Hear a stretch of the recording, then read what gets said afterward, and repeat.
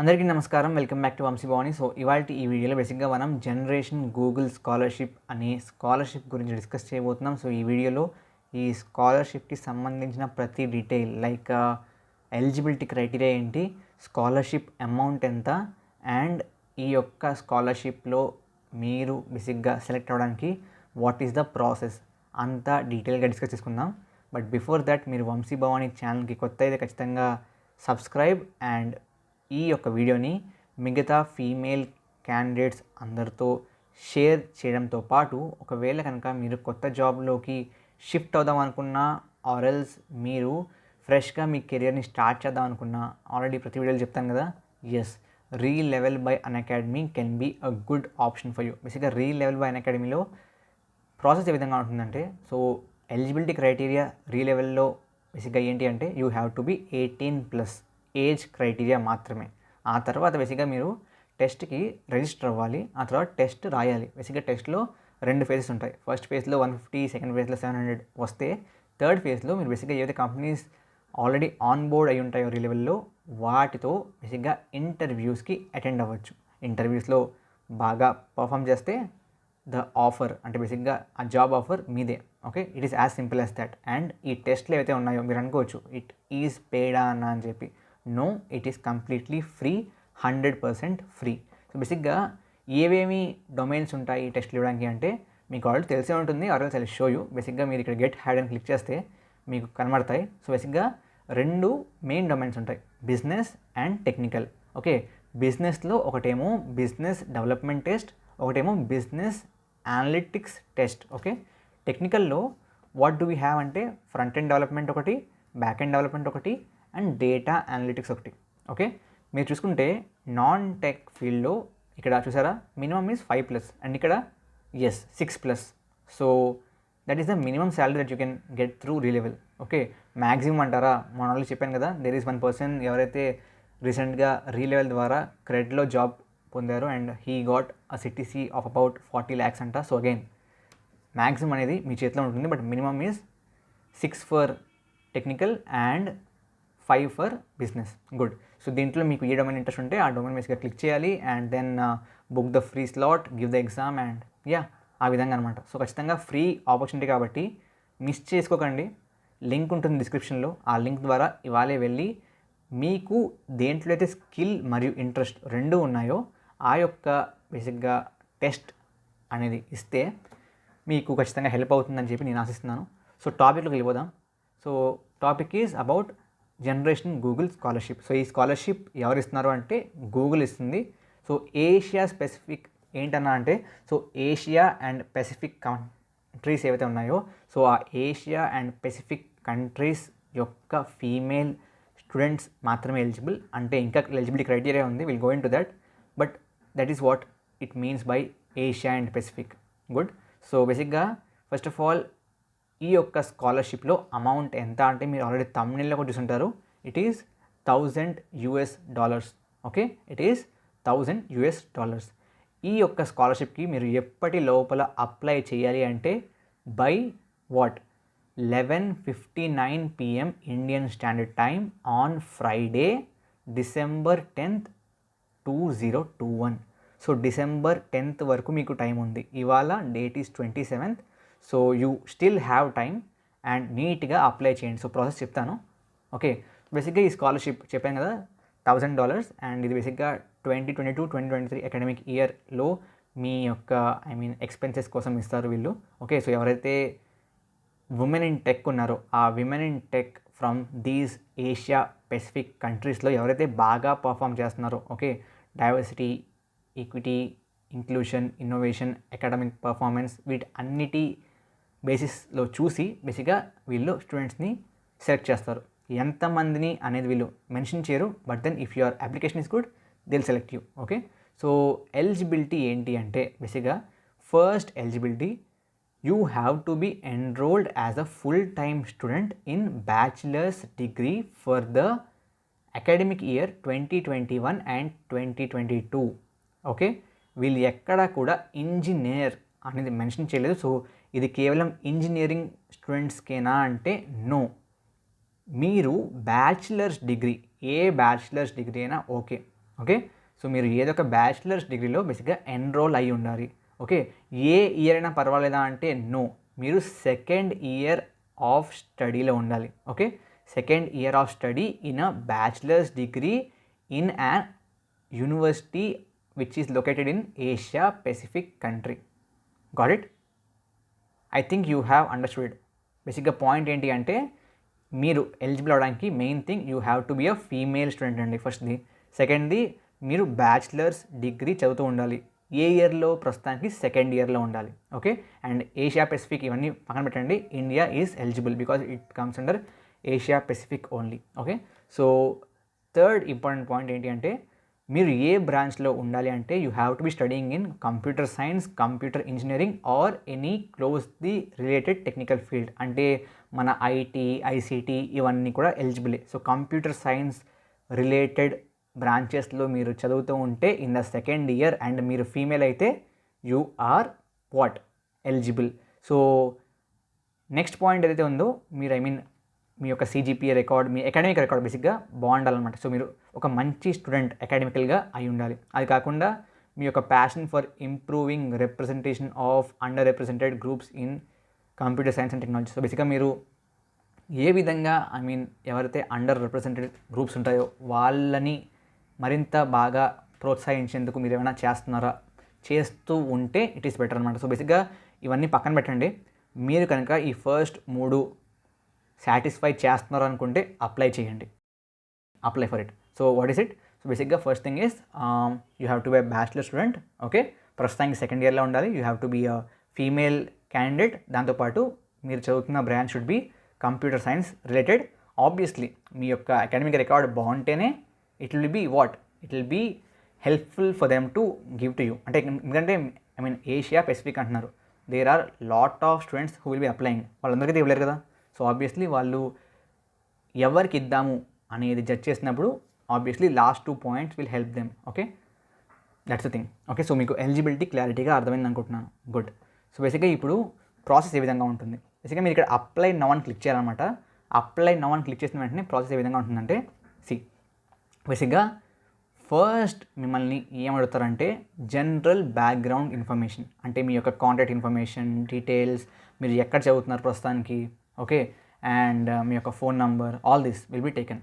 Okay, if you want I will open this basically. Okay, so same పేజ్లో open అయిపోతుంది. Just give me a minute. Let's go back and దీన్ని let's open this in a new tab. Open link in a new tab అని click చేస్తాను. Okay, so బేసిక్గా ఈ విధంగా మనకి ఉంటుందన్నమాట. సో ఇక్కడ మనకి బేసిక్ ఇన్ఫర్మేషన్ ఉంటుంది. Got it? All the basic information given here. So మీరు వరుసగా ఈ ఫామ్ని ఫిల్ చేసుకుంటూ వెళ్ళాలి. ఫస్ట్ జనరల్ బ్యాక్గ్రౌండ్ ఇన్ఫర్మేషన్ ఉంటుంది. ఆ తర్వాత మీరు బేసిక్గా మీ రెజ్యూమ్ని ఆర్ CVని బేసిక్గా మీ technical projects and participation highlight చేస్తూ ఉన్న ఒక రెజ్యూమ్ని సబ్మిట్ చేయాలి మీరు. ఓకే, అండ్ ఐ హోప్ మీ రెజ్యూమ్ ఆల్రెడీ ప్రిపేర్ చేసుకున్నారని చెప్పి. ఓకే, మీరు ఇప్పుడు ప్రస్తుతానికి సెకండ్ ఇయర్లో ఉంటే ఆబ్వియస్లీ మీరు మేము చాలా ప్రాజెక్ట్స్ చేయలేం కదన్నా, లైక్ సెకండ్ ఇయర్లోనే ఉన్నాము అనుకుంటే మీరు ఏవైతే చేశారో అవి ఖచ్చితంగా మెన్షన్ చేయండి. మీరు చిన్నవి చేసినా, అంటే మీరు ఈ సెమినార్ అటెండ్ అయ్యాం, ఆర్ ఈ యొక్క కోడింగ్ కాంపిటీషన్లో ప్రైజ్ వచ్చింది, ఆర్ ఈ యొక్క మా కాలేజ్లో క్లబ్ ఆర్ సొసైటీ ఉంది, లైక్ కోడింగ్ సొసైటీ ఉంది, ఆర్ రోబోటిక్స్ సొసైటీ ఉంది, రోబోటిక్స్ క్లబ్ ఉంది, దీంట్లో పార్టిసిపేట్ చేశాం. సో అటువంటి చిన్న పాయింట్స్ కూడా ఏవైతే మీరు ఎక్స్పెరిమెంట్ చేశారో, ట్రై చేశారో ఆ పాయింట్స్ అన్ని మెన్షన్ చేయండి మీ రెస్యూమ్లో. ఓకే, థర్డ్ బేసిక్ ఏంటి అంటే academic transcripts from your current institution. So ప్రస్తుతానికి మీరు ఏదైతే చదువుతున్నారో, okay, or prior if applicable. So బేసిక్గా మీరు మీ యొక్క గ్రేడ్ షీట్స్ సబ్మిట్ చేయాలన్నమాట. ఓకే, అది again they will be asking you. Most probably మీ యొక్క ఈ బ్యాచిలర్ డిగ్రీ సంబంధించి అడుగుతారు, అండ్ ఇంకా పాతవి కూడా అడుగుతున్నారు అనుకుంటే most probably me 10th and 12th అడుగుతారు. సో ఆ గ్రేడ్ షీట్లు కూడా రెడీగా పెట్టుకోండి. ఓకే, మీరు బేసిక్గా ఇవన్నీ సబ్మిట్ చేశాక so responses to 2 short answers. Okay, 2 SA క్వశ్చన్లు ఉంటాయి. ఆ ఎస్ఏ క్వశ్చన్కి వర్డ్ లిమిట్గా ఉంటుంది. బేసిక్గా ఆ 2 ఎస్ఏ క్వశ్చన్ మీరు ఆన్సర్ చేయాలి. యాక్చువల్గా నేను చెప్తున్నాను కదా, ఈ జనరల్ బ్యాక్గ్రౌండ్ ఇన్ఫర్మేషన్ వల్ల మీకు సెలెక్షన్ అవుతుందా అంటే no, that's just the information. Resume వల్ల మీకు ఏమైనా అడ్వాంటేజ్ ఉందా అంటే డెఫినెట్గా రెజ్యూమ్ వల్ల మీకు మంచి రెజ్యూమ్ ఉంటే కొంచెం అడ్వాంటేజ్ ఉంటుంది. బాగా ఎక్కువ కాదు, బట్ కొంచెం అడ్వాంటేజ్ ఉంటుంది. అగైన్ ఈ అకాడమిక్ ట్రాన్స్క్రిప్ట్స్ వల్ల ఎస్, దీనికి ఆ యొక్క రెజ్యూమ్ కంటే ఇంకొంత ఎక్కువ అడ్వాంటేజ్ ఉంటుంది మీ యొక్క స్కోర్స్ బాగుంటే. అండ్ అందరికంటే ఎక్కువ వెయిటేజ్ ఈ నాలుగిట్లో గూగుల్ ఆబ్వియస్లీ చెప్పదు దీనికి ఎక్కువ వెయిటేజ్ ఇస్తాను నేను తక్కువ ఇస్తాను చెప్పి, but as per I have observed ఈ యొక్క ఎస్ఐ ఆన్సర్స్కి మీకు ఎక్కువ వెయిటేజ్ ఉంటుంది. సో మీరు ఏ విధంగా రాస్తున్నారు, మీరు ఏ విధంగా మీ భావ వ్యక్తపరుస్తున్నారు అని చెప్పి. సో బేసిక్గా 2 క్వశ్చన్స్ అని చెప్పాను కదా, దాంట్లో ఫస్ట్ ఏంటి అంటే what is a significant challenge that you believe women in tech industry face and how do you see yourself being a part of the solution to this challenge. Keep in mind that impact can happen in many ways at different scales. This is the question. So basically women in tech ఇండస్ట్రీలో ప్రస్తుతానికి ఏ problems face చేస్తున్నారు అని మీరు అనుకుంటున్నారు, and మీరు దానికి ఏదైనా solution తెచ్చే ప్రాసెస్లో ఉన్నారా, మీరు ఏదైనా ట్రై చేశారా, ఆర్ మీకు ఇలా ఏమైనా ఛాలెంజ్ ఫేస్ అయినప్పుడు మీరు ఏ విధంగా ఒక సొల్యూషన్ మీకు మీరు తెచ్చుకున్నారు అనేది. So again this can mean different ways and different scale. చెప్పడం కారణం ఏంటంటే అది చాలా పెద్దది, మీరు ఇండియా మొత్తాన్ని మార్చేశారు అనేట్టుగా పెద్ద స్కేల్ ఉండక్కర్లేదు. Even if you have studied with your class room అనుకున్నా దట్స్ గుడ్, బట్ దెన్ మీరు ఖచ్చితంగా అన్న ఈ క్వశ్చన్కి ఆన్సర్ ఏం చేయాలి, గూగుల్లో చూసి రాసామా అంటే గూగుల్లో చూసి రాయకండి. Give yourself time, 1 day మొత్తం దీని గురించి ఆలోచించండి, ఆ తర్వాత start writing about it. Okay, and grammatical mistakes, spelling mistakes ఖచ్చితంగా అవాయిడ్ చేయండి. సి ఒక్క గ్రామర్ మిస్టేక్ ఉన్నా, ఒక్క స్పెల్లింగ్ మిస్టేక్ ఉన్నా దట్స్ ఇట్, మీ యొక్క ఆ కంప్లీట్ ఎస్ఏ ఆన్సర్ ఇంప్రెషన్ మొత్తం పోతుంది. ఓకే, అండ్ ఖచ్చితంగా గుర్తుపెట్టుకోండి దీనికి ఒక వర్డ్ లిమిట్ ఉంటుంది. Yes, it is 400 words or less. So ఈ లోపలే అవకట్టండి. ఓకే, సెకండ్ క్వశ్చన్ ఏంటంటే what impact would receiving this scholarship have on your education? Describe any circumstances affecting your need for a scholarship on and what educational goals this scholarship will enable you to accomplish. బేసిక్గా second question ఏంటి అంటే ఈ యొక్క scholarship మేము మీకే ఎందుకు ఇవ్వాలి, like మా దగ్గర చాలా అప్లికేషన్స్ వచ్చాయి, అందులో మేము మిమ్మల్ని ఎందుకు చూస్ చేసుకోవాలి అనేది వాళ్ళ క్వశ్చన్. సో ఈ యొక్క స్కాలర్షిప్ అమౌంట్ మీకు ఏ విధంగా హెల్ప్ అవుతుంది, మీరు ఈ స్కాలర్షిప్ అమౌంట్ వల్ల ఏ విధంగా ముందుకు వెళ్తారు, ఓకే, ఈ స్కాలర్షిప్ అమౌంట్ని మీరు ఎక్కడ వాడతారు. Okay, these will be something that is what exactly that is something which will be required. Got it? Yes. So basically వీళ్ళు కింద ఇచ్చింది ఏంటి అంటే రెజ్యూమ్ కానివ్వండి, ఈ యొక్క షార్ట్ ఆన్సర్స్ కానివ్వండి, ఆర్ ట్రాన్స్క్రిప్షన్ చూసారా, అంటే అదే గ్రేడ్ షీట్స్ అని చెప్పాను సారా, ఇవన్నీ కూడా పీడిఎఫ్ ఫార్మాట్లోనే ఉండాలి. అండ్ ప్రస్తుతానికి కోవిడ్ జరుగుతుంది కాబట్టి చాలామందికి అఫీషియల్ కాలేజ్ స్టాంప్ ఉన్న ఏవైతే గ్రేడ్ షీట్స్ ఉంటాయో అవి అవైలబుల్గా లేవు, ఎందుకంటే కాలేజ్లో ఇస్తారు అవి విడిగా. బట్ దెన్ ఇప్పుడు కోవిడ్ వల్ల చాలామందికి అది అఫీషియల్ స్టాంప్ ఉన్న గ్రేడ్ షీట్లు అవైలబుల్గా లేనందువల్ల మీ యొక్క వెబ్సైట్లో ఆబ్వియస్లీ మీ యొక్క గ్రేడ్ ఉంటాయి కదా, అవి సబ్మిట్ చేసినా ఓకే. బట్ ఫేక్ చేయడానికి ట్రై చేయకండి, బికాజ్ వాళ్ళు ఖచ్చితంగా వెరిఫై చేసుకుంటారు మీ కాలేజ్తో. ఓకే, అప్పుడు దొరికితే మాత్రం అంతకంటే బ్యాడ్ సిచ్యువేషన్ ఇంకేముండదు. సో ఖచ్చితంగా ఫేక్ చేయకండి. అఫీషియల్ స్టాంప్ ఉన్న గ్రేడ్ షీట్ లేకపోయినా it is okay. Okay, so this is the first 3 things అనమాట. ఇక్కడి వరకు బేసిక్గా మీరు ఆల్ అట్ వన్స్ చేసేస్తారు, అంటే ఈ ఏవైతే 1, 2, 3, 4 ఉన్నాయో ఇవన్నీ ఒకేసారి జరిగిపోతాయి. ఆ తర్వాత ఒకవేళ మీరు ఇవన్నీ బాగా రాశారు అండ్ బాగా సబ్మిట్ చేశారు, మీ ఆన్సర్స్ బాగున్నాయి అనుకుంటే వాళ్ళు అప్పుడు కొంతమంది సెలెక్ట్ చేసి బేసిక్గా again 15-minute meet and greet per short list participate ఉంటుంది. సో ఎవరైతే షార్ట్ లిస్ట్ అవుతారో బేసిక్గా ఈ యొక్క ముందు ఇచ్చిన ఇన్ఫర్మేషన్ బట్టి, ఆ ముందు ఇచ్చిన ఇన్ఫర్మేషన్ బట్టి ఎవరైతే షార్ట్ లిస్ట్ అయ్యారో వాళ్ళందరికీ ఒక 15 నిమిషాల మీట్ అండ్ గ్రీట్ సెషన్ ఉంటుంది. ఓకే, సో దీంట్లో పర్సనల్ ఇంటరాక్షన్ ఉంటుంది. దాంట్లో అగైన్ మీరు ఎలా మాట్లాడుతున్నారు, మీరు ఏ విధమైన థాట్ ప్రాసెస్తో ఉన్నారు, మీ యొక్క ఐడియాలజీ ఏంటి, సో ఆ కైండ్ ఆఫ్ ప్రాసెస్. సో బేసిక్గా ఒక హెచ్ఆర్ కైండ్ ఆఫ్ ప్రాసెస్ ఉంటుంది. ఓకే, ఆ తర్వాత దీంట్లో కూడా మీరు సెలెక్ట్ అవుతే ఫైనల్గా మీకు గూగుల్ ఆన్లైన్ ఛాలెంజ్ GOC ఉంటుందన్నమాట. ఓకే, సో బేసిక్గా ఈ యొక్క ఇన్విటేషన్ అనేది will be sent 5 to 7 days working days post the application dead line. So బేసిక్గా ఏదైతే అప్లికేషన్ డెడ్ లైన్ ఉందో ఓకే దానికి ఒక 5 to 7 వర్కింగ్ డేస్ తర్వాత పంపిస్తారంట. సో అగైన్ ఈ యొక్క గూగుల్ ఆన్లైన్ ఛాలెంజ్లో కూడా ఓకే క్వశ్చన్స్ అనేవి బాగా డెప్త్గా ఉండవు, బేసిక్ లాంగ్వేజ్ బేస్డ్ క్వశ్చన్స్ ఉంటాయి. అగైన్ మీ కంప్యూటర్ సైన్స్ ఫండమెంటల్స్ మొత్తం ఏమీ ఉండవు, బికాస్ ఆబ్వియస్లీ మీరు చదువుతుంది second year. But basic language questions, కొన్ని పైథన్ క్వశ్చన్స్ ఉంటాయి. Okay, all this basic language క్వశ్చన్సే ఉంటాయి. ఓకే, సో మీరు ఇది మాత్రం మీకు పైథన్ ఆర్ కొన్ని basic programming languages C, Python okay or ఒక OOPS from a C background like C++ or Java వచ్చుంటే that's more than enough. Okay, so ఈ యొక్క లాంగ్వేజ్ బేస్డ్ క్వశ్చన్స్లో మీరు బాగా పర్ఫామ్ చేస్తే finally the scholarship will be yours. Okay, this is the process అండి. దీంట్లో మీరు బాగా గుర్తుపెట్టుకోవాల్సింది ఆర్ మీ యొక్క ఎఫర్ట్ బాగా ఉండాల్సింది ఓన్లీ రెండే చోట్ల. ఇప్పుడు బ్యాక్గ్రౌండ్ ఇన్ఫర్మేషన్ని మీరు ఏమీ చేయలేరు. ఓకే, మీ యొక్క గ్రేడ్ షీట్లని మీరు ఏం చేయలేరు. మీరు చేయగలిగిందల్లా ఎక్కడ అంటే రెజ్యూమ్ మరియు ఎస్ఏ ఆన్సర్స్. రెజ్యూమ్ కూడా again try to make it as attractive as possible. Okay, but the thing is మీ యొక్క మేజర్ కాంట్రిబ్యూషన్ మీరు సెలెక్ట్ అవుతారా అవ్వరా అనేది డిసైడ్ అయ్యేది ఈ ఎస్ఏ ఆన్సర్స్ మీదనే. సో ఎస్ఏ ఆన్సర్స్ ఖచ్చితంగా కంగారు పట్టి రాసేయకండి. Okay, please give yourself time. ఆలోచించండి first.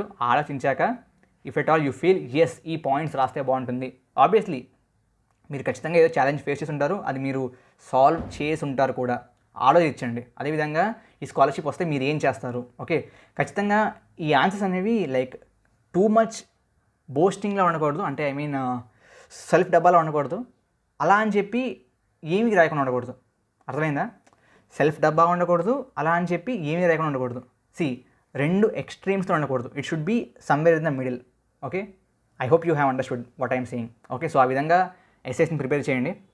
Okay, and finally I hope నా యొక్క ఈ వీడియో చూస్తున్న ఎవరైతే ఫీమేల్ క్యాండిడేట్స్ ఎవరైతే ఎలిజిబుల్ ఉన్నారో మీరందరూ బాగా రాయాలని అండ్ ఈ యొక్క స్కాలర్షిప్కి సెలెక్ట్ అవ్వాలని చెప్పి ఆశిద్దాం. So that's all for today guys.